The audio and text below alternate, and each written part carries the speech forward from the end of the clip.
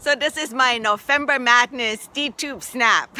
It's the 30th of November and the Free Write House November Madness is over, which meant that we wrote a novel in a day. Oh, in a day. It felt like in a day, in a month. And it was a really challenging month. It was in combination with NaNoWriMo, because we don't need to reinvent the wheel, obviously. But it was challenging because I had so much happening in my life that I was so busy with other stuff, and writing became difficult some days. I still managed to write every day, but some days it was like 200 words. Plus doing a lot of posting for the Free Write House account, and obviously it's a daily prompt and all of that. Wanting to be out in the garden, which it's so green right now. Look at this. It has rained, and oh my gosh, the garden is so happy, and I'm so happy because I am going to do this. Working in the garden, this is what I have been wanting to do.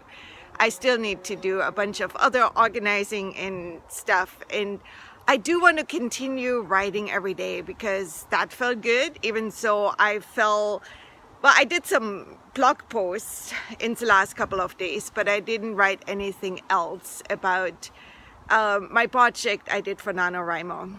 And here is to the project. My goal was to write a semi-autobiographical novel about, moving to a different country and doing a bike trip. But I just wanted to have my experience a little bit as a basis, and then make it more of a fiction piece. But every time I started writing, childhood stuff came up, and it was so weird. And it's something which has been on my mind for a long time. I used to go hiking a lot. So yeah, like years back I had cancer and I was like really, really weak, and to prove to myself that I'm back, I decided I wanted to hike Mount Whitney, which is the highest peak in the continental United States. It's a 20-mile hike with quite an elevation gain.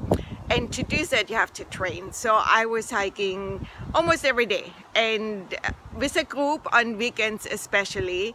And I would entertain everyone with stories about how I grew up. And according to my kids, I grew up and the dinosaurs roamed, because life was so different in post-war Germany.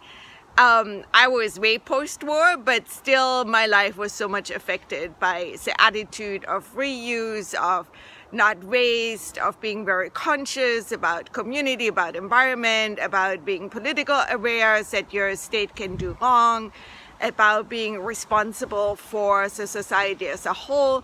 And it has definitely formed my life and how I feel about the need to help people, which is sometimes not in my best interest, to say the least. But that's not what this is all about. So, and people said, you should write down those stories. You should write down those stories. And of course I haven't. And so I think the should was in my mind somehow. And it just has become more and more of interest lately. Maybe because, as we get older, I realize how much I don't remember. And there are still people to ask now. My oldest brother is 10 years older than me. And he probably paid better attention when the old aunties were telling all the family connections than I ever did. So I'm hoping to talk to him more, but it seemed like every time I was sitting down to write, that kind of stuff came up. And so that's what I ended up writing. So I didn't write a novel.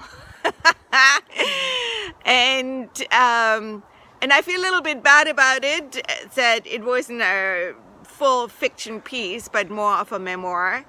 But then maybe that's what I meant to write right now, and I'm all happy about it. I did my 50,000 words 2 days ago, and I really had to sit one day and just say, I don't care what is dirty in the house, what is all over the place.